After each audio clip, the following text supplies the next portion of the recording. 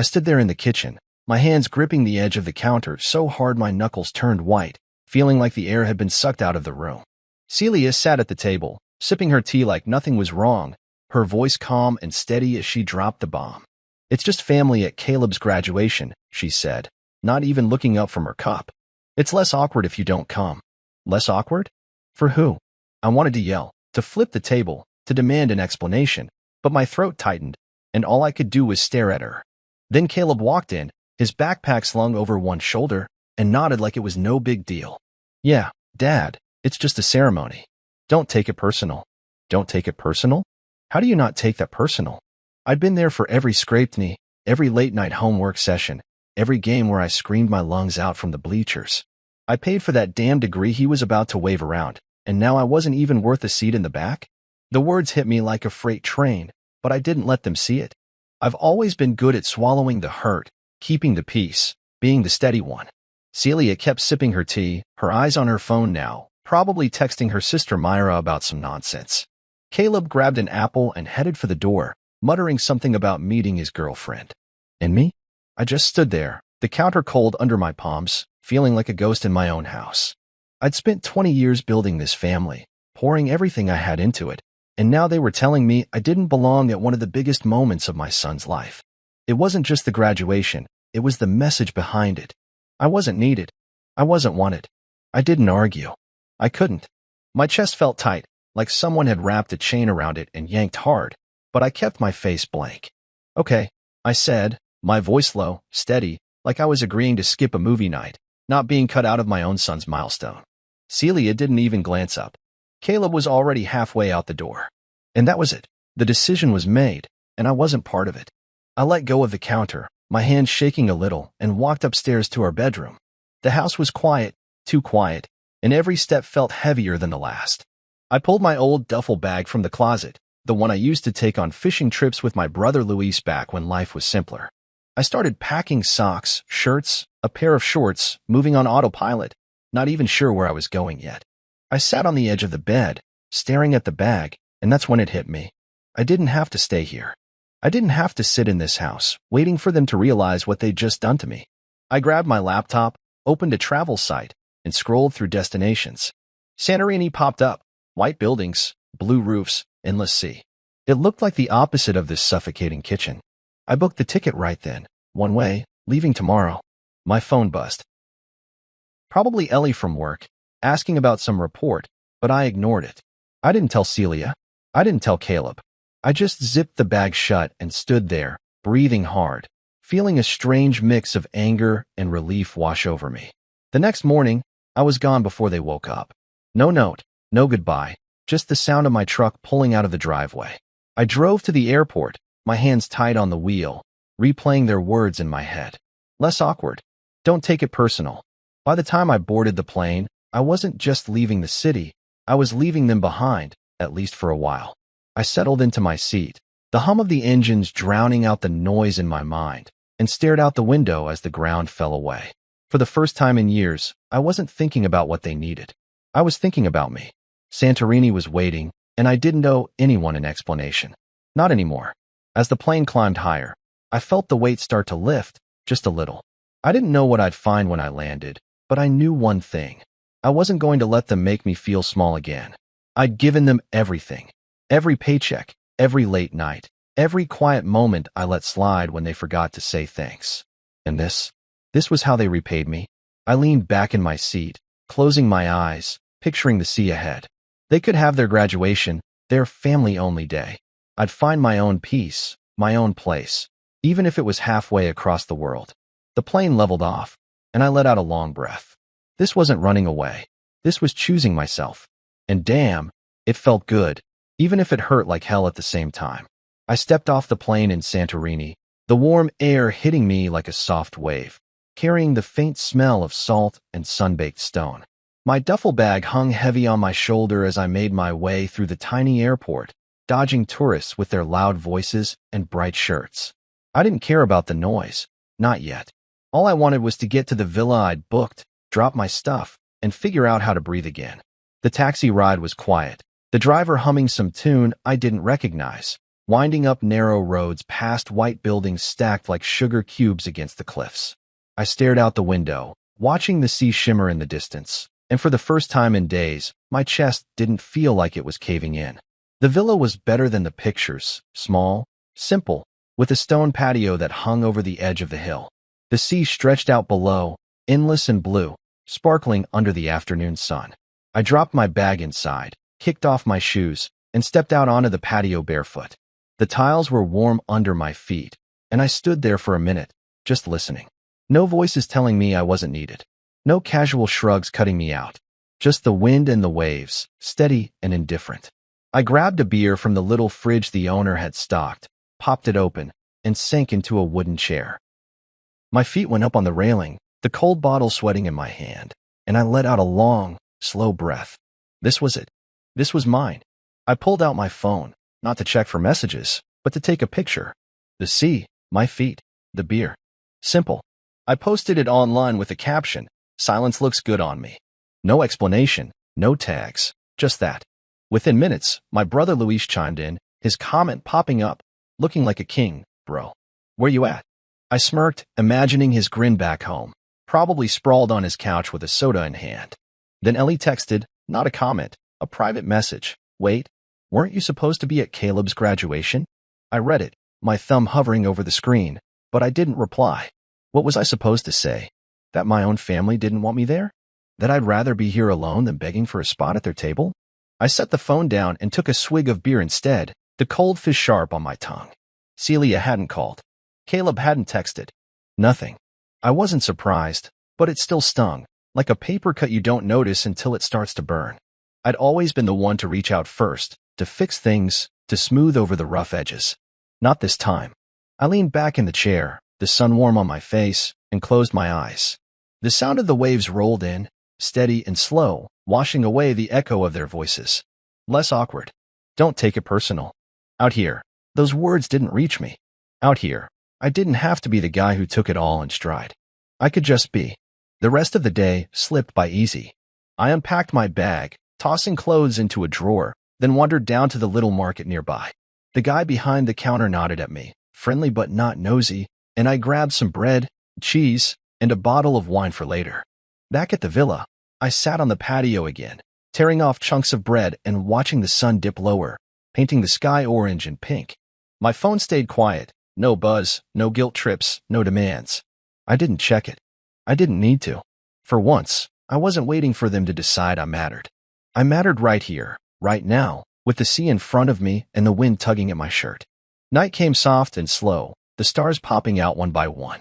I poured a glass of wine, the red catching the glow of the little lantern I'd lit on the table.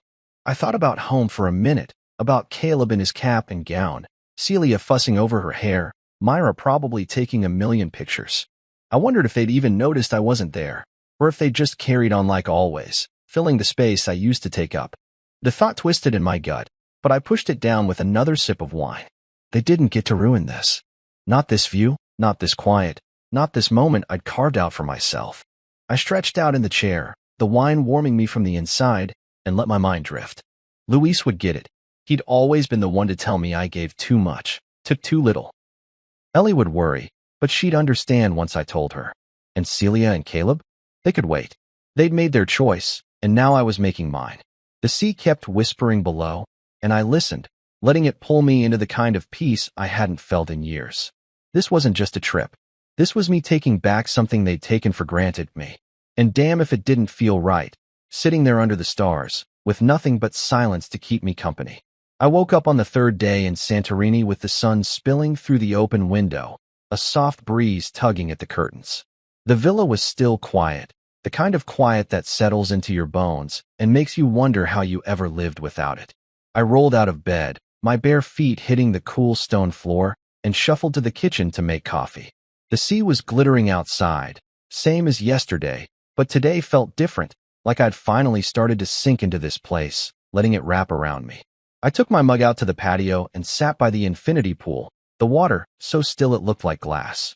My phone was on the table, face down, where I'd left it last night.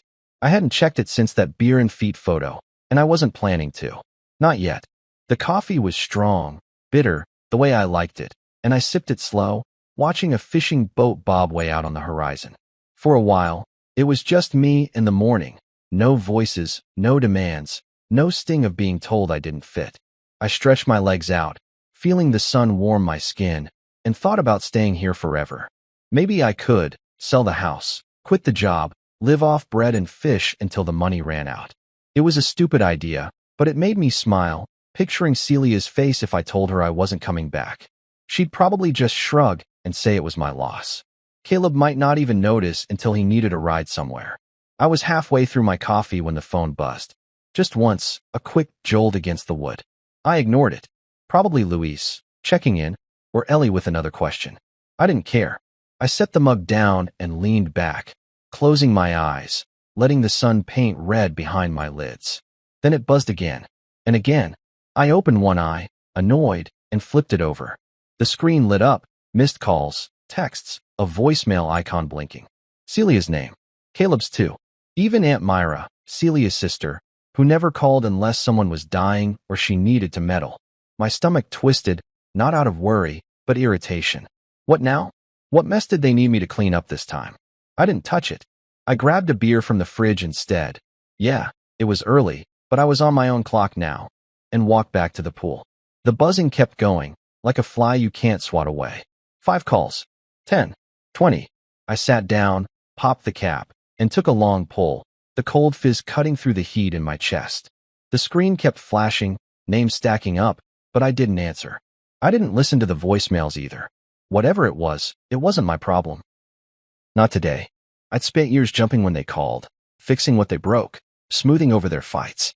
Not this time. Let them figure it out. I leaned back in the chair, the beer bottle sweating in my hand, and watched the sea instead. The waves were picking up, rolling in slow and steady, crashing against the rocks below. My phone buzzed again. Celia, probably leaving another message, her voice sharp and clipped like always. I could almost hear it without listening. Malcolm, where are you? This isn't funny. Or Caleb, mumbling some half-baked excuse. Dad, something happened. Call me back. I didn't care. I took another sip, the bottle cool against my lips, and let the sound of the water drown out the noise in my head.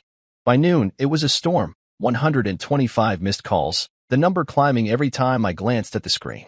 Texts too, piling up like leaves in a gutter. Malcolm, answer me. Dad, please. It's urgent. Call us. Urgent for who? I set the phone down again, harder this time, and walked to the edge of the patio, staring out at the cliffs. The white buildings glowed under the sun, the blue roofs sharp against the sky. It was beautiful, peaceful, everything home wasn't. I didn't owe them anything, not an explanation, not a rescue, not a damn thing. They made it clear I wasn't part of their big day. Why should I run back now? I finished the beer and grabbed another, settling by the pool with my feet dangling in the water. The cold bit at my toes, sharp and real, pulling me back to the moment. The buzzing slowed down eventually, like they'd tired themselves out, but I knew it wasn't over. They'd try again later, louder, angrier. I didn't care. I kicked my feet in the water, watching the ripples spread, and thought about how good it felt to not be needed. For years, I'd been the one holding it all together, paying bills, calming fights, driving Caleb to practice when Celia couldn't be bothered. And what did I get? A casual, don't come over tea and an apple.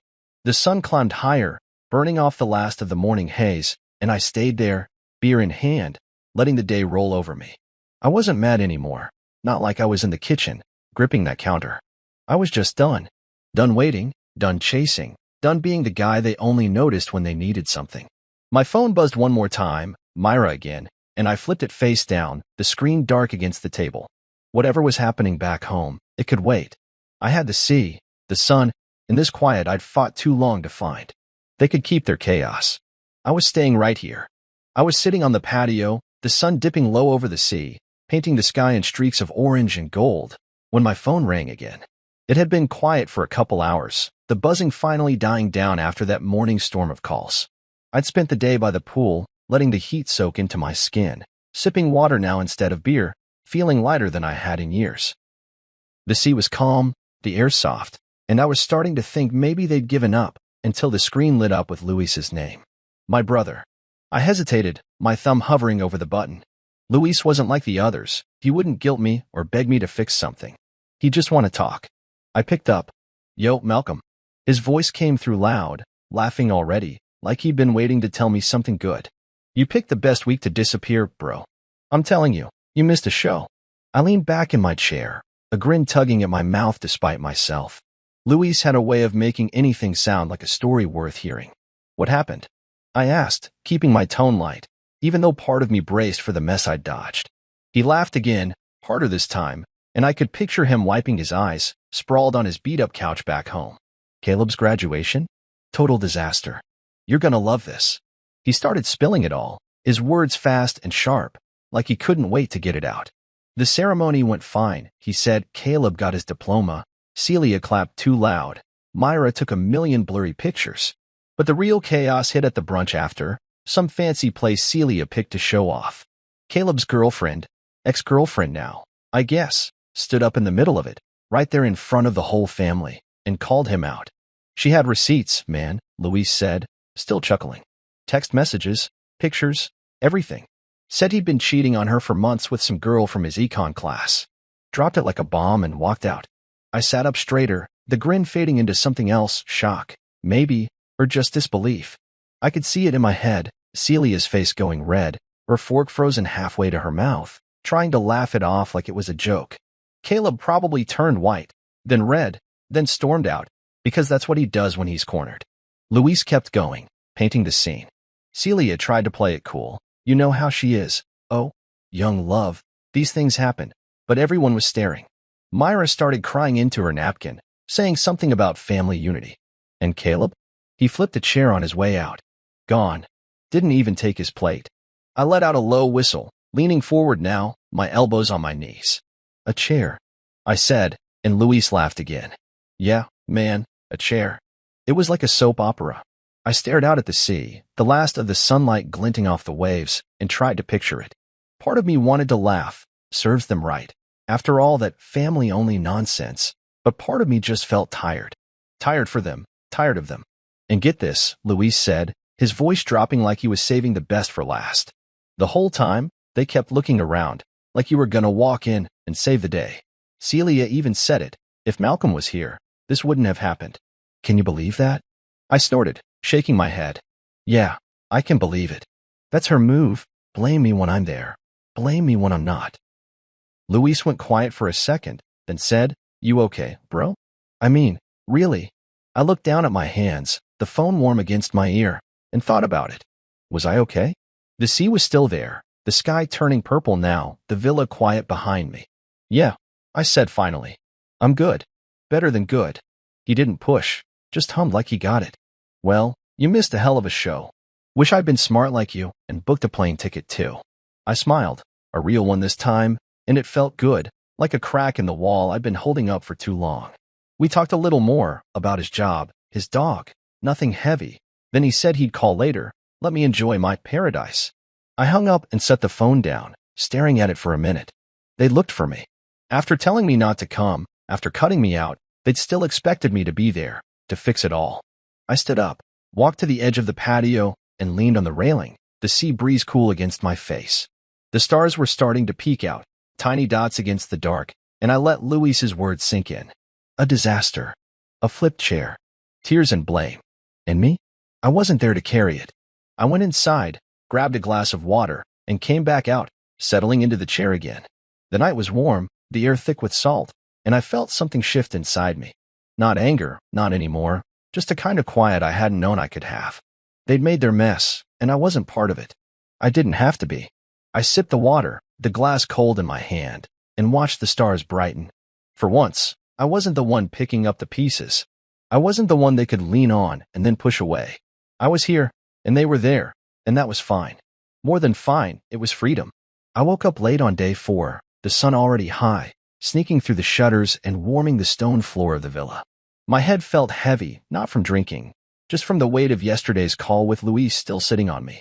I rolled out of bed, stretched until my back popped, and shuffled to the kitchen to make coffee.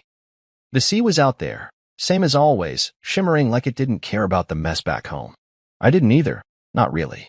I took my mug to the patio and sat down, letting the heat of the cup seep into my hands, trying to shake off the picture Luis had painted, chairs flipping, tears falling, and them looking for me like I was some kind of superhero who'd swoop in and fix it all. My phone was still on the table, quiet now, no buzzing to break the peace. I'd left it there after talking to Luis, not bothering to check the missed calls or texts that had piled up. I didn't want to hear Celia's voice, sharp and accusing, or Caleb's mumbled excuses. I sipped my coffee, the bitterness waking me up, and stared out at the water. The villa was mine for a few more days, and I planned to soak up every second of this. Sun, silence, no one needing me to play the good guy. I was halfway through the mug when the phone lit up, a soft ping breaking the quiet. An email. I glanced at it, Celia's name in bold.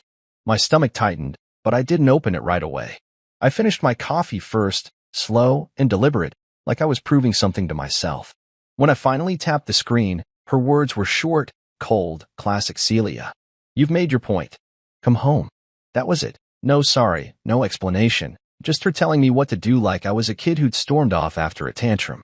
I read it again, my jaw clenching, and set the phone down hard enough to make the table rattle.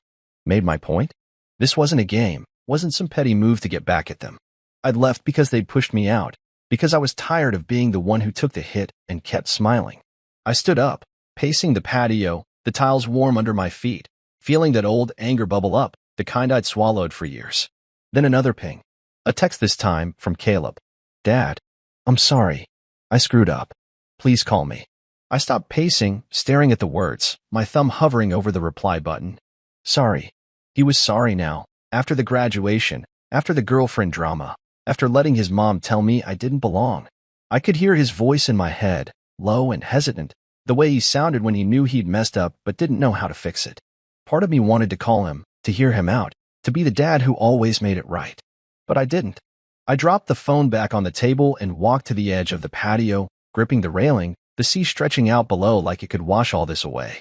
I wasn't ready, not for Celia's orders, not for Caleb's guilt. I needed more time, more space, more of this quiet I'd found. I grabbed my shoes and a bottle of water, deciding to hike instead of sitting here stewing. The trail started just down the road, winding up the cliffs, and I set out, the sun hot on my shoulders, the air thick with the smell of salt and dry grass. My legs burned as I climbed, but it felt good, real, solid, something I could control. I passed a few other hikers, nodding hello, but kept going, higher and higher, until I reached a spot where the whole island spread out below me. White houses, blue roofs, the sea endless and bright. I sat on a rock, catching my breath, and let my mind wander. I thought about all the times they'd forgotten me, not big things, just the little ones that piled up. My birthday last year, when Celia said she was too tired to cook and Caleb didn't even call. The rides I gave him to school, to practice, to friends' houses, no thanks, just a wave as he ran off. The nights I stayed late at work so he could have that tuition, so Celia could keep her nice car. I'd never asked for much, just a nod, a word, something to show it mattered. And then they'd sat there in the kitchen, casual as anything, telling me to stay home while they celebrated. I wiped sweat off my forehead, the sun climbing higher, and felt that ache in my chest again, not sharp now, just dull, heavy. The hike back down was slower, my knees complaining, but my head was clearer. I stopped at the market, grabbed some bread and olives, and headed back to the villa. The phone was still there, glowing with their words, but I didn't touch it. I ate on the patio instead, tearing off chunks of bread, popping olives in my mouth, watching the sea turn gold as the sun started to sink. Caleb's sorry kept echoing in my head, but it wasn't enough, not yet. I'd spent too long being the one who forgave first, who let it go, who kept the peace. This time, they'd have to wait. Night fell, the stars coming out slow, and I poured a glass of wine, sitting there with my feet up. The air was cooler now, the quiet deeper, and I let it settle over me. They could call, they could text, they could email all they wanted. I wasn't running back, not to Celia's demands, not to Caleb's mess. I took a sip, the wine sharp and smooth, and felt something like strength growing inside me. This wasn't about punishing them. It was about me finally seeing what I was worth. And out here, with the sea and the stars, I was starting to believe it. I woke up on day 5 with the sun already creeping over the cliffs, the light soft and golden through the villa's open window. My body felt stiff from yesterday's hike, but my mind was calmer, like the sea had smoothed out some of the rough edges overnight. I made coffee, same as always, and took it out to the patio, letting the warmth of the mug settle into my hands. The phone sat there, untouched since Caleb's text and Celia's email, but I didn't look at it. Today wasn't about them. Today, I wanted something different, something new. I finished my coffee, grabbed my sandals, and decided to head down to the black sand beach I'd seen on the map. No plan, just a walk, a change of scenery. The path to the beach was steep, winding through dry shrubs and rocky patches, the air thick with salt as I got closer. My legs ached a little, but I kept going, the sound of waves growing louder until the sand came into view. Dark, almost black, stretching out under the sun. It wasn't crowded, just a few people scattered around, some lounging, some waiting in the shallow water. I kicked off my sandals, the sand hot under my feet, and walked toward the edge, letting the waves lap at my toes. The water was cold, a sharp contrast to the heat, and I stood there for a while, breathing it in, feeling the ground solid beneath me.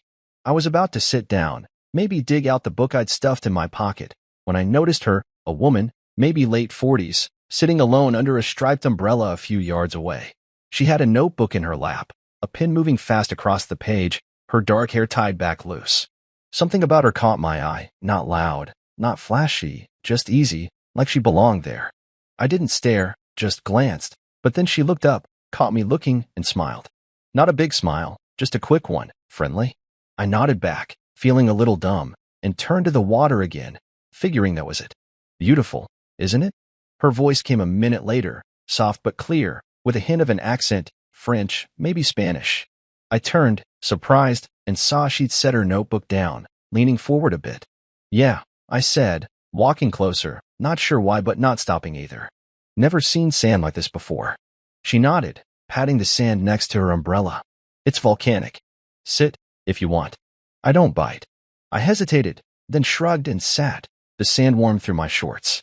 Up close, she had lines around her eyes, the kind that come from laughing or squinting at the sun, and a calmness I hadn't felt in anyone in a long time. Her name was Sabine. She told me half French, half Spanish, a travel writer who'd been bouncing around islands for months. I'm here for the quiet, she said, pouring wine from a small bottle into 2 plastic cups, handing me one without asking. I took it, the red catching the light, and sipped. It was warm, sharp, better than I expected. Me too, I said, and she tilted her head, like she was waiting for more but wouldn't push. I didn't give her the whole story, not yet. Just said I was taking a break from home, from family. She nodded, like she got it, and told me about her own kids, grown now, scattered across Europe. They don't need me much anymore, she said, smiling a little sad. So I need myself instead. We talked for hours, the sun climbing higher, then dipping low. She told me about hiking in Mallorca, getting lost in Crete, the time she slept on a beach in Portugal because she missed her ferry. I laughed, really laughed, the kind that shakes you loose, and told her about fishing with Luis, the time we capsized the boat and had to swim back swearing the whole way. I didn't mention Celia or Caleb, and she didn't ask about the calls I kept ignoring, the phone silent in my pocket. It was easy with her, no pressure, no weight, like she saw me without needing me to explain. We ate olives from a little jar she'd brought, passing them back and forth, the salt sharp on my tongue. The beach emptied out as the afternoon faded, just us and a few stragglers left. She asked if I'd ever traveled alone before, and I said no, not like this. It's freedom, she said, leaning back on her elbows, the sunset turning her face gold. But it's heavy too, at first. I nodded, feeling that heaviness still in me, but lighter now, like I was shedding it piece by piece. Yeah, I said. I'm getting used to it. The sun sank below the water, the sky going purple, and we sat there, quiet now, just watching. My phone buzzed once, probably them again, but I didn't check. Sabine didn't notice, or didn't care, and I liked that. She didn't need me to be anything but here, sitting with her, sharing wine and stories. For once, I wasn't the husband who'd failed, the dad who'd been pushed out. I was just Malcolm, a guy on a beach, and she saw me, really saw me, without me having to beg for it. When it got dark, she packed up her notebook, said she'd be around tomorrow if I wanted to talk more. I said I might, and she smiled that quick smile again, then walked off toward the path.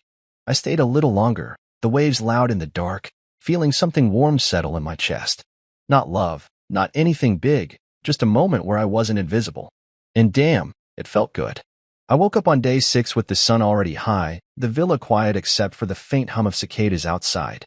My head was still buzzing from yesterday, Sabine, the beach, that easy way she'd made me feel seen without even trying. I rolled out of bed, my feet hitting the cool floor, and made coffee, letting the smell pull me awake. The sea was out there, shimmering like always, but today I didn't rush to the patio. I stayed inside, leaning against the counter, sipping slow, thinking about how different it felt to talk to someone who didn't need anything from me. No guilt, no fixes, just words and wine and the sound of waves. My phone was on the table where I'd left it, the screen dark but heavy with everything I hadn't faced yet. I'd ignored it all yesterday, texts, calls, that email from Celia, but I knew it was there, waiting. I finished my coffee, set the mug in the sink, and finally picked it up. The missed calls had slowed, but the voicemails kept stacking up. I scrolled through, seeing Celia's name, Caleb's, Myra's, even one from Luis I hadn't answered. I didn't want to listen, not really, but something pulled at me, curiosity, maybe, or just the old habit of checking in. I tapped Celia's latest one, dated last night, and hit play. Her voice came through sharp, the way it always did when she was mad but trying to sound calm. Malcolm, if you were there, Caleb wouldn't have snapped like that. We needed you, and you just left. This has gone on long enough. The message cut off, abrupt, like she'd hung up before she could say more. I stood there, staring at the phone, my jaw tight, feeling that familiar twist in my gut. Needed me? They needed me when it fell apart, but not when it mattered. Not when they told me to stay home. Not when they picked who got to sit at that table. I deleted the voicemail, my thumb pressing harder than it needed to, and tossed the phone back on the table.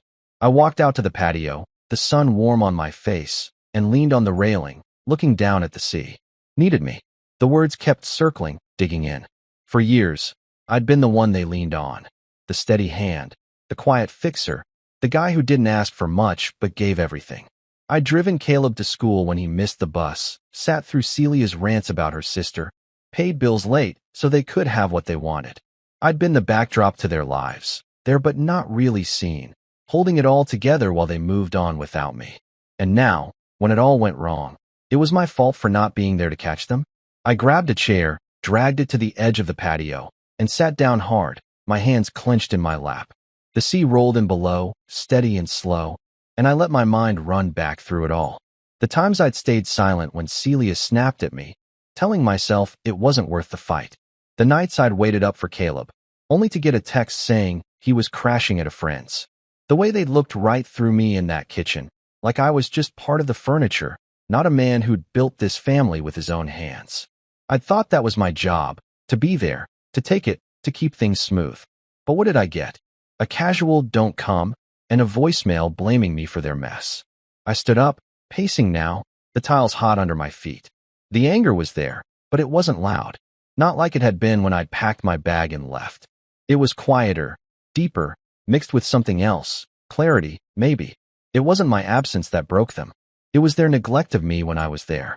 They'd taken me for granted, assumed I'd always be around to pick up the pieces, and now that I wasn't, they didn't know what to do. I stopped pacing, leaning on the railing again, and let out a long breath. The sea kept moving, indifferent, and I felt a weight lift, just a little, but enough. I went inside, grabbed the bottle of wine Sabine had left me, a spare she'd pressed into my hand with a grin, and poured a glass. The red glowed in the sunlight streaming through the window, and I took it back to the patio, settling into the chair. I deleted Celia's voicemail from my mind too, sipping slow, letting the taste ground me. She could blame me all she wanted. Caleb could sulk. Myra could cry into her phone. It didn't change the truth. I wasn't their crutch anymore. I'd spent too long being the backdrop, the shadow they only noticed when the lights went out. Not now. The wine was smooth, warm in my chest, and I watched the stars start to peek out, one by one. Sabine's words from yesterday floated back. Freedom, heavy at first, but worth it. She was right. This wasn't about them anymore. It was about me, about seeing myself the way she'd seen me yesterday, just a guy, not a fix, not a failure.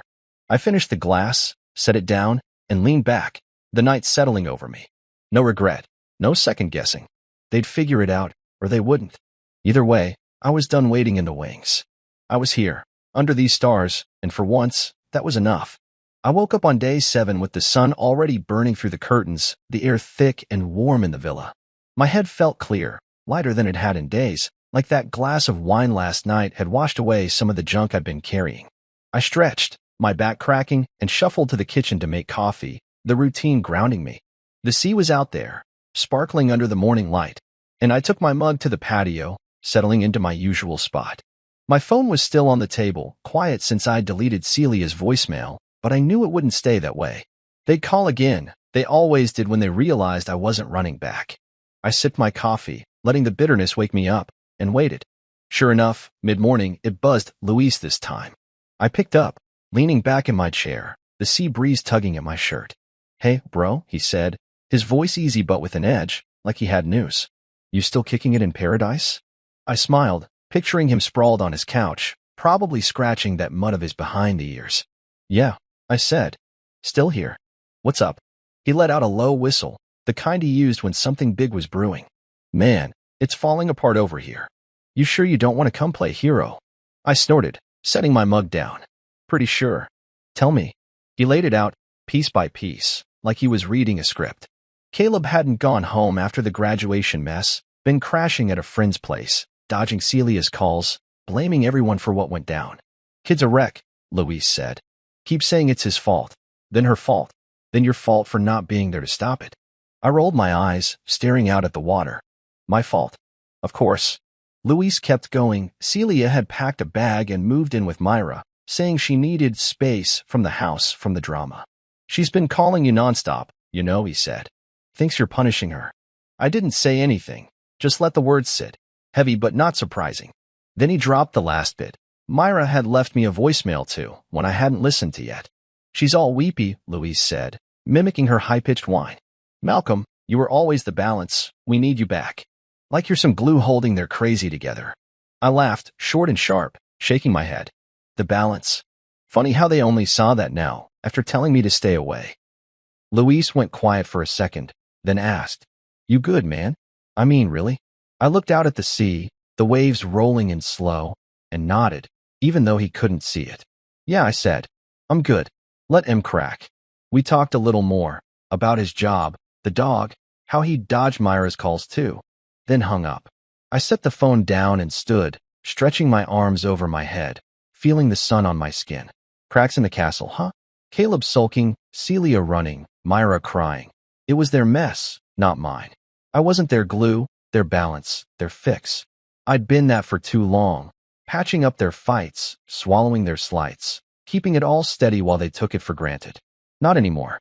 I grabbed my sandals and decided to head out, find some food, clear my head, let the island pull me back to the present.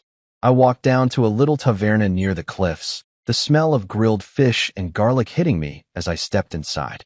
The guy behind the counter nodded, friendly but not pushy, and I ordered fish and a glass of red wine, settling at a table outside.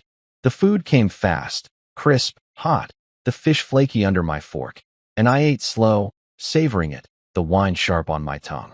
The sea was right there, glittering below, and I felt that quiet settle in again, the kind I'd been chasing since I got here. My phone buzzed once. Myra, probably, but I ignored it, taking another bite instead. When I finished, I paid and walked back to the villa, the sun dipping lower now, casting long shadows on the path. I stopped at the market, grabbed some bread and cheese for later, and posted a picture when I got back. Me smiling, the sea behind me. Caption, turns out overreacting feels like peace. I didn't check for likes, didn't wait for comments. I didn't need their approval, didn't need them to see me. I poured another glass of wine and sat on the patio, the night creeping in, the stars popping out slow.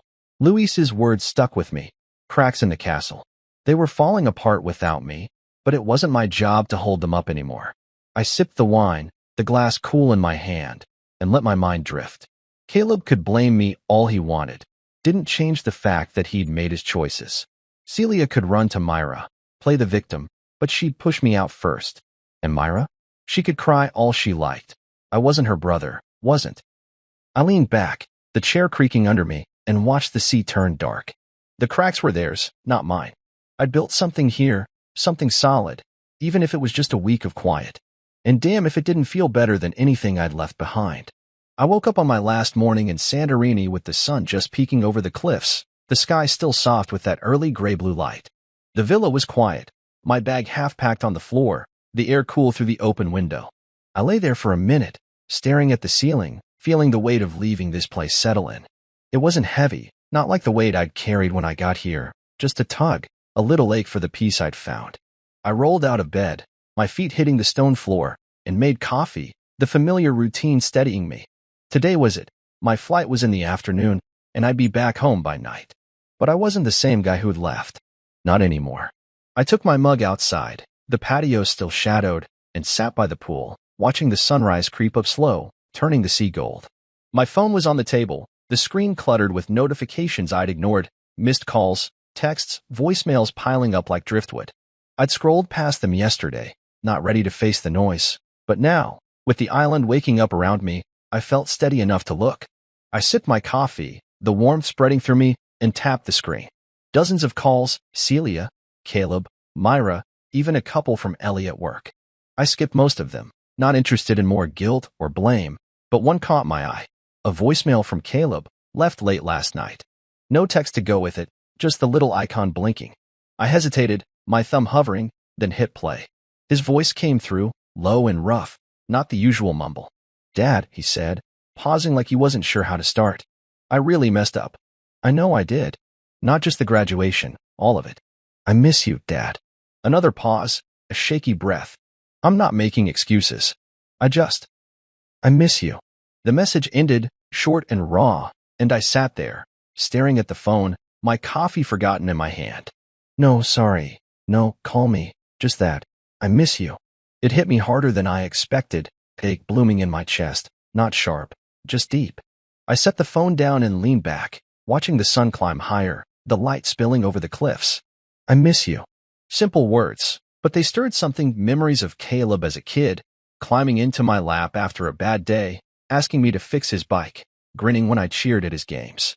I'd been his rock back then, the guy he ran to, and somewhere along the way, that had faded. He'd grown up, pulled away, let Celia's words drown mine out. But this was him reaching back, maybe not all the way, but enough to crack the wall I'd built. I didn't want to run home, didn't want to fix it all, not yet. But I felt it, that pull, that old love I'd buried under the hurt. I stood up, walked to the edge of the patio, and leaned on the railing, the sea breeze cool against my face. The island stretched out below, white houses glowing, the water endless and bright. I'd shed so much here, anger, guilt, the need to be their anchor. But Caleb's voice stayed with me, quiet and real, and I knew I couldn't leave it hanging. Not like this. I went back to the table, picked up the phone, and opened the voice recorder. My hands were steady, my voice low when I started. "Caleb," I said, pausing to find the words. "I heard you. I'm glad you called, but I'm not coming back to fix this for you. When you're ready to talk like a man, not a victim, not a kid, call me. I'll be there." I stopped, hit send, and powered off the phone, the screen going dark.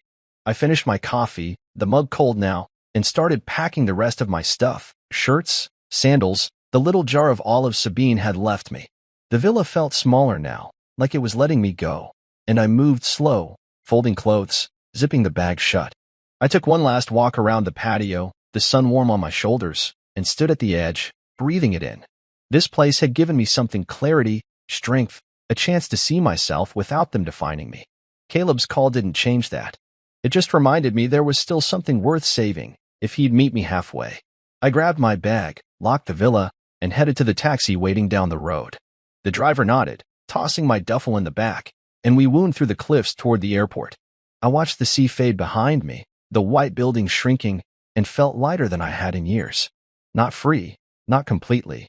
There was still home, still them, but lighter. I'd left a piece of myself here, the part that waited, that begged to be seen. What I was taking back was different, stronger, sure, mine. The airport was small, busy with tourists, and I checked in, settled into a chair by the gate, my bag at my feet. My phone stayed off, tucked away. Caleb might call again, might not. Celia might show up at the house, might not. But I wasn't waiting anymore. I'd said what I needed to, given him the door to walk through if he was ready. The plane boarded, and I took my seat, the hum of the engine steady as we climbed.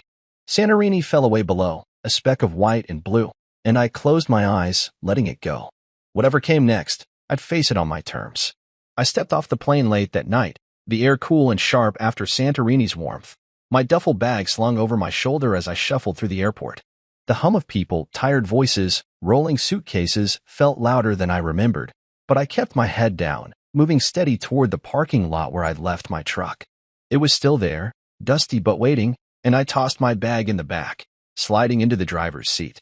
The engine rumbled to life, familiar and rough, and I pulled out, the city lights blurring past as I headed home. I didn't know what I'd find there.